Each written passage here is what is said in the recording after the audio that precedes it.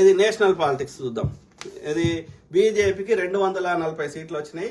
అట్లనే ఇక జేడీఎస్ అదే ప్రజ్వల్ రేవన్న స్త్రీల యోనులతో ఆటలాడినటువంటి ప్రజ్వల్ రేవన్న ఉన్నాడు కదా, అది దేవగౌడ మాజీ ప్రధాని, వాళ్ళ పార్టీకి 2 సీట్లు వచ్చినాయి. తర్వాత టీడీపీకి 16, అంటే ఎన్డీఏ కూటమి చెప్తున్నా. వాడు మోడీ 400 కి పార్ అన్నాడు. 400 కి పార్ కదా, 300 కి పార్ కూడా రాలే, కనీసం 272 కి పార్ కూడా రాలే. అంటే ఒక గవర్నమెంట్ ఏర్పాటు చేయడానికి కావాల్సిన ఫుల్ మెజారిటీ కూడా రాలే, అంటే సగం సీట్లు కూడా రాలే. అర్థమైందా? 240కి కట్టడి చేయబడ్డది, అంటే ఒక 32 సీట్లు తక్కువ వచ్చినాయి గవర్నమెంట్ ఫామ్ చేయడానికి. That it self A mandate that your administration was a failure. Majority ప్రజలు నీ పాలన బాగలేదు అని తీర్పు ఇచ్చారు. That it self is enough. నువ్వు లంగ రాజకీయాలు ఎన్ని చేసి వాడిని ఇటు తీసుకొచ్చి వీడిని అటు తీసుకొచ్చినా నీ ప్రభుత్వ పాలన బాగలేదని మెజారిటీ ప్రజలు పాదం చెప్పు తీసుకొని కొట్టిరు మోడీని. That is enough. అర్థమైందా? అట్లనే TDP JDU Nitish Kumar 12, TDP 16, NCP party national NCP పార్టీని విడగొట్టింది కదా. శరద్ పవార్ పార్టీకి ఏమో ఎన్ని వచ్చినాయి? 7 వచ్చినాయి. అదే అజిత్ పవార్ బీజేపీ తోటి పోయినోడికి 1 వచ్చింది. ఓకే. అట్లనే శివసేన ఉద్ధవ్ ఠాక్రే శివసేనకి ఎన్ని వచ్చినాయి? 10 వచ్చినాయి. అదే వాడు వీంతోడు పోయిన వాడు ఏక్నాథ్ షిండేలు తోక్నాథ్ షిండేలకి 6 వచ్చినాయి. ఓకే. జనసేనకి 2 వచ్చినాయి. ఇవన్నీ కలిపితే ఇంకా తోక పార్టీలు చిన్న చిన్న ఏదో ఉన్నాయి కదా ఈశాన్య రాష్ట్రాలు, అవన్నీ కలిపితే 293 ఏమో ఉన్నట్టున్నాయి అది బీజేపీకి. అలాకెళ్ళి టీడీపీ జేడీ వీక్తే తగ్గుతుంది. ఓకే. సో ఏమన్నా కావచ్చు, ఎప్పుడు ఏమన్నా కావచ్చు. ప్లస్ వాడి ఇష్టం ఉన్నట్టు చేయడానికి, తానాశ చేయడానికి ఇక లేదు. ఇక కాంగ్రెస్ కి ఎక్కువ కూటమిలో భాగస్వామ్యంగా అన్ని సీట్లకు పోటీ చేయలేదు. పోటీ చేస్తే ఎక్కువ వచ్చేటి. అయినా పోటీ చేసిన వాటిలో మెజారిటీ గెలిచింది. 99 సీట్లు కాంగ్రెస్ కి వచ్చినాయి. సమాజ్వాదీ పార్టీకి 37 నేను అంటే దాదాపు లాస్ట్ లో ఉన్నప్పుడు రాసుకున్నా కానీ ఇంచుమించు కరెక్ట్ నంబర్సే ఉంటాయి. సో సమాజ్వాదీ పార్టీకి 37, శివసేనకి Uddhav Thackeray 10, CPI 4, Aam Aadmi party 3, Trinamool Congress 29, DMK 22, NCP Sharad Pawar party 7, Lalu Prasad Yadav RJD 4, IUML 3, JM Jharkhand Mukti Morcha 2, VCK 2, CPI 2, ఇట్లా 233 ఏమో చూపెడుతుంది. సో ఇంకా ఇతరులు 18 మంది ఏమో చూపెడుతుంది. సో అయితే ఇక్కడ చూడండి, ఏది బీజేపీ తమిళనాడులో బోని తెరవలేదు. ఓకే. కేరళలో 1 సీట్ వచ్చినట్టుంది కదా. కర్ణాటకలో మన అంచనాకు మించి మొన్ననే కాంగ్రెస్ గవర్నమెంట్ ఫామ్ చేసింది. అయినా కానీ లాస్ట్ టైం 25 ఎన్ని వచ్చినాయి? ఎన్ని వచ్చినాయి? 25 ఎంత వచ్చినాయి? సో 25 ఏమి వచ్చినాయి లాస్ట్ టైం 28కి. సో ఈసారి కర్ణాటకలో ఎన్ని వచ్చినాయి? ఒక 17 వచ్చినాయి. మరి కాంగ్రెస్ ప్రభుత్వం ఏం వ్యక్తుందో నాకు తెలియదు. మొన్ననే గవర్నమెంట్ ఫామ్ చేసింది, వాడిని నెత్తి మీద కొట్టింది. మళ్ళీ 17 ఎట్లా వచ్చినాయి రాయ్యా? ఇంకా తక్కువ రావాల్సి ఉండే. ఓకే. సో అయినప్పటికీ తగ్గినాయి, ఒక చాలా వరకే తగ్గినాయి, 7 తగ్గినాయి. సో కర్ణాటక ఒకటి మన అంచనాకి కంటే ఇంకా కొంచెం ఎక్కువ వచ్చినాయి బీజేపీకి. ఒడిస్సా ఏందో మరి ఆడ మతం పిచ్చి బాగా లేపినరా ఏమైందో నాకు తెలియదు కానీ ఒడిస్సాలో రాష్ట్ర ప్రభుత్వం గెలిచింది. అట్లా ఇది బాగానే సీట్లు వచ్చినాయి బీజేపీకి. అది ఒకటి మన అంచనా మించి వచ్చినాయి వాళ్ళకి బీజేపీకి. తర్వాత మధ్యప్రదేశ్లో ఏదో లాడ్ల బహెన్న పథకం ఏదో ఉందంట. ఆ మహిళలకి ఏదో అకౌంట్లో పైసలు వేస్తారంట. అందుకని ఆడ మొత్తం మధ్యప్రదేశ్ కూడా అన్ని సీట్లు వచ్చినాయి. మనకి అట్లీస్ట్ ఒక 30-40% అని రావాల్సి ఉండే, అది మనకి దెబ్బ కొట్టింది. కానీ హర్యానాలో మాత్రం 50-50 వచ్చింది. హర్యానాలో వ్యతిరేకత వచ్చింది. సో హర్యానాలో వారికి ఫుల్ రాలే ఈసారి. ఓకే. హిమాచల్లో ఫుల్ వచ్చినాయి, 4కి 4 వచ్చినాయి.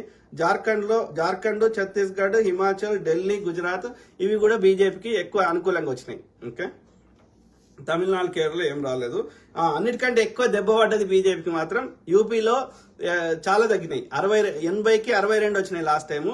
ఈసారి 30-40 తగ్గినాయి. అర్థమైందా? అంటే సగం కూడా రాలే. సమాజ్వాదీ పార్టీకి ఇక్కడ చూడు, సమాజ్వాదీ పార్టీకి 37 వచ్చినాయి, 37, కాంగ్రెస్ కి 6-8 వచ్చినాయి. సో అట్లా ఆడ ఏది బీజేపీకి వాడు అంటే ఎక్కడైతే అయోధ్య, రామాలయము ఆమె అది గట్టి కొడుతుంది కదా స్మృతి ఇరానీ, అది ఘోరం కొట్టిపోయింది. ఓకే. ఈవెన్ వారణాసిలో మోడీకి కూడా చాలా తక్కువ మెజార్టీతో గెలిచిండు. పోదాం. అది రాహుల్ గాంధీ 3,69,000 ఓట్లు, 69 69,000 ఓట్లతోటి గెలిచిండు. ఇది అక్కడ 3,64,000 ఓట్లతోటి వాయనాడులో. అట్లనే 3,89,000 ఓట్ల మెజారిటీ తోటి రాయ్బరేలీలో గెలిచిండు. అదే మోడీ వచ్చేసి ఎంత గెలిచిండు? 1,52,000 ఓట్లే. ఓకే, సో ఆడ అజయ్ రాయ్ మీద. అట్లనే ఈ స్మృతి ఇరానీ మీద కిషోరి లాల్ అనే ఆయన పిఏ అంట మరి సోనియా గాంధీకి. సో ఆయన 1,65,000 మెజారిటీ తోటి గెలిచిండు. స్మృతి గట్టి కొడుతుంది కదా స్మృతి ఇరానీ. సో అంటే ఇంకో ఆశ్చర్యం ఏంటంటే అయోధ్యలో ఫైజాబాద్ అయోధ్యలో సమాజ్వాదీ పార్టీ ఆయన అవధేష్ ప్రసాద్ అంటే ఆయన బీజేపీ మీద గెలిచిండు. అంటే ఎక్కడ రాముడి పేరు మీద రాజకీయం చేసిండో అదే అయోధ్యలో అదే రాముడు ఓడగొట్టిండు బీజేపీని. ఎందుకంటే రాముడిని కాంగ్రెస్ హయాంలో కూడా ఎన్నో గుళ్ళు కట్టుకున్నారు ప్రజలు. రాముడిని రాజకీయాలు వాడతా అంటే రాముడు ఎందుకు ఊరుకుంటాడు? ఊరుకోడు. అట్లా శివుడిని రాజకీయాలకు వాడతా అంటే ఎందుకు ఊరుకుంటాడు? మాధవిలతని ఊరుకోలేదు. ఓకే, దేవుడు అనేట ఆయన గుళ్ళో ఉండాలి, మసీదులో ఉండాలి, చర్చిలో ఉండాలి, మన హృదయాల్లో ఉండాలి అంతవరకు. కానీ రాజకీయ పార్టీల జెండాల మీద వీధులకి రాకూడదు, సోషల్ మీడియాల వాట్సాప్ గ్రూపులలో తేకూడదు దేవుని. అది ఒక పవిత్రమైన అంశం కాబట్టి పవిత్రంగా ఉంచాలి. దాన్ని లంగ రాజకీయంగా వాడుకుంటా అంటే ఊకుంటాడా రాముడు? ఊకుంటాడా శివుడు? లంగా పెట్టి కొడతాడు. అర్థమైన వ్యక్తులారా.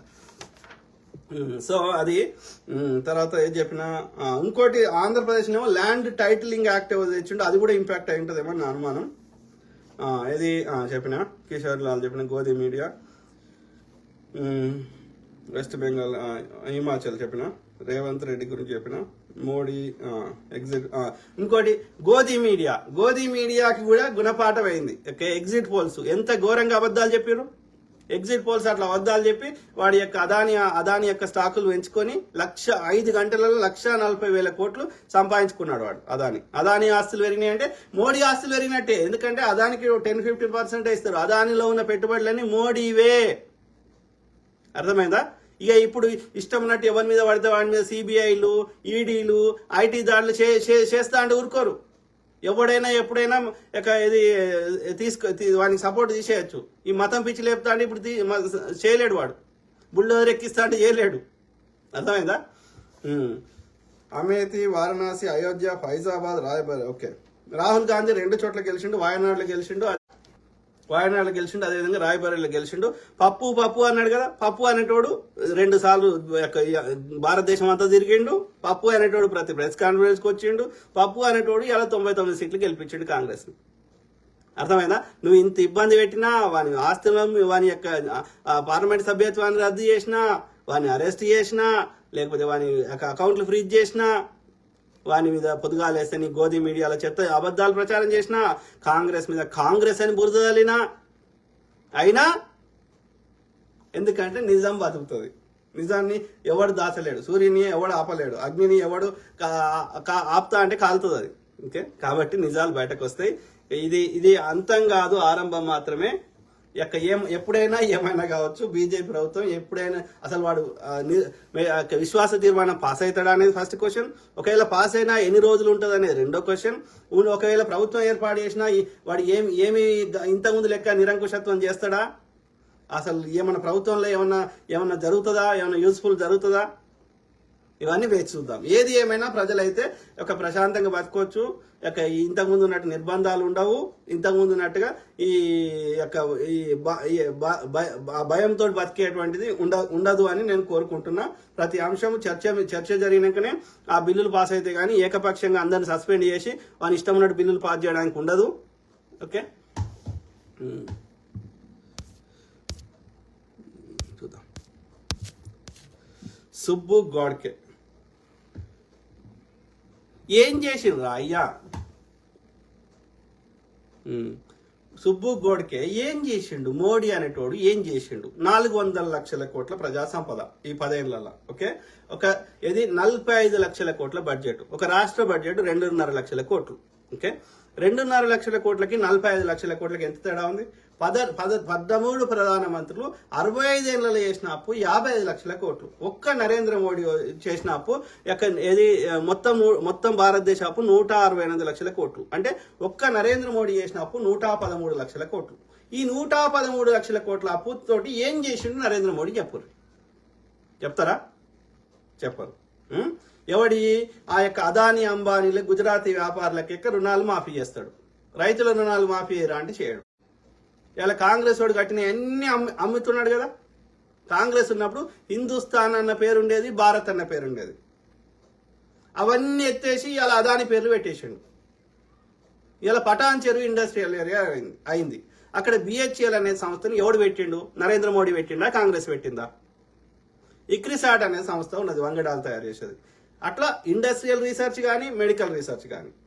ఇలా ఈసీఎల్ కంపెనీ ఉన్నది, బీడీపీఎల్ ఉన్నది, డిఆర్డిఓ ఉన్నది, డిఆర్డిఎల్ ఉన్నది, హెచ్ఏఎల్ ఉన్నది. ఇవన్నీ ఎవడు పెట్టిండు? మోడీ కానీ అమ్మ పెట్టిందా, అయ్య పెట్టిండా, వాని ముత్తాత పెట్టిండా, వాని మిండెడు పెట్టిండా? కాంగ్రెస్ వాడే కదా. కాంగ్రెస్ వాడు కట్టిన నాగార్జున సాగర్ కింద పంటలు పండించుకొని కాంగ్రెస్ ఏం చేసిందంటే లుచ్చనా కొడుకు నాగార్జున సాగర్ నుండి ఒక్క ప్రాజెక్టు మోడీ లుచ్చనా కొడుకు కట్టిండా? వాడు నాగార్జున సాగర్, శ్రీశైలము, యొక్క నెట్టెంపాడు, భీమా, కోయల్ సాగర్, కడెం రావినారాయణ రెడ్డి ప్రాజెక్టు. మరి ఇలాంటి కొడుకు ఎందుకు కట్టలే? ఎస్ఆర్ఎస్పి, శ్రీరామ్ సాగర్, పోచంపాడు, బాక్రా నంగల్, యొక్క ఇది అదేంది మహానది మీద ప్రాజెక్టులు ఎన్ని కట్టిండు వాడు? సోర్ నది మీద. అట్లా మోడీ అనే లుచ్చలాంటి కొడుకు ఒక్క ప్రాజెక్టు పేరు చెప్పండి. మరి ఏడికి పోయినాయి పైసలు? అప్పుడు ఇంత బడ్జెట్ లేదు కాంగ్రెస్ హయాంలో. అయినా వాడికి అన్ని కట్టినప్పుడు వీడు ఒక్కటన్నా కట్టాలి కదా. మరి ఏడికి పోయినాయి పైసలు? రిజర్వ్ బ్యాంక్ దగ్గర ఎమర్జెన్సీ కోసం దాచిపెట్టుకున్న ఎమర్జెన్సీ డబ్బులు తిన్నాడు వాడు. కరెన్సీ ఆర్బీఐ కరెన్సీ ప్రింట్ చేస్తే ఆ కరెన్సీ నోట్లు ఆర్బీఐకి రాకుండా చేసిండు. 60 లక్షల ఈవీఎంలు ఆర్డర్ ఇస్తే 40 లక్షల ఈవీఎంలు ఎన్నికల కమిషన్కి అప్పచెప్పిండు. 20 లక్షల ఈవీఎంలు బీజేపీ దగ్గర ఉన్నాయి. చెప్పండి, అప్పులు చేస్తావు, ఉన్న బడ్జెట్ తీస్తావు, మరి ఏం చేసినావు? ఎవరిని బతుకులు మారినాయి? ధరలు పెరిగినాయి, ఉన్న సబ్సిడీలను ఎత్తేసినావు. పెట్రోల్ మీద సబ్సిడీ కాంగ్రెస్ వాడు ఇచ్చిండు, తీసి పారదొప్పినావు. గ్యాస్ సిలిండర్ మీద సబ్సిడీ ఇచ్చిండు, తీసి పారదొప్పినావు. కాంగ్రెస్ వాడు పాలు, పెరుగు, బట్టల మీద ట్యాక్స్ తీసుకోలే. నువ్వు కాంగ్రెస్ వాడు 0% తీసుకుంటే నువ్వు 5 పెంచినావు. వాడు 5 తీసుకుంటే నువ్వు 8 చేసినావు. 8 ఉంటే 12 చేసినావు. 12 ఉంటే 18 చేసినావు. 18 ఉంటే 28 చేసినావు. కాంగ్రెస్ వాడు మాక్సిమం జీఎస్టీ 18 చేస్తా అన్నాడు, వీడు 28% చేసిండు. ఇలా ఒక 10,000 ఫ్రిడ్జ్ కొనుక్కుంటే ఇలా 2,800 ట్యాక్స్ కట్టాలి. మన అన్న చెప్తున్నాడు, ఒక ఇంపోర్టెడ్ కార్ ఏదో కొనుక్కుంటే ఆయన 10 లక్షల కార్కి 5 లక్షల రకరకాల ట్యాక్సులు కట్టిండంట. ఏడికి పోయినాయి సొమ్మంతా? 4 రకాల జిఎస్టీలు. ఓకే, సిజిఎస్టీ సెంట్రల్ గవర్నమెంట్ది, స్టేట్ గవర్నమెంట్ది ఎస్జిఎస్టీ, తర్వాత ఒక రాష్ట్రంలో తయారు చేసిన వస్తువులు ఇంకో రాష్ట్రంలో అమ్మితే ఐజిఎస్టీ, యూనియన్ టెరిటరీ కేంద్ర పాలిత ప్రాంతాల్లో చేసేది యూజిఎస్టీ. 4 రకాల జిఎస్టీలు కట్టినాం. సో అందులో 3 రకాల జిఎస్టీలు కేంద్రానికే పోతున్నాయి. మరి ఆ పైసలకు లెక్కేది? నువ్వేమో అన్ని దోసుకుంటావు. కాంగ్రెస్ వాడు గన్ని కడితేనేమో వాడు ఏం చేయలేదంటావు, కాంగ్రెస్ వాడు అన్ని కడితే ఏం చేయలేదంటావు. ఏమన్నా అర్థం ఉన్నదారా?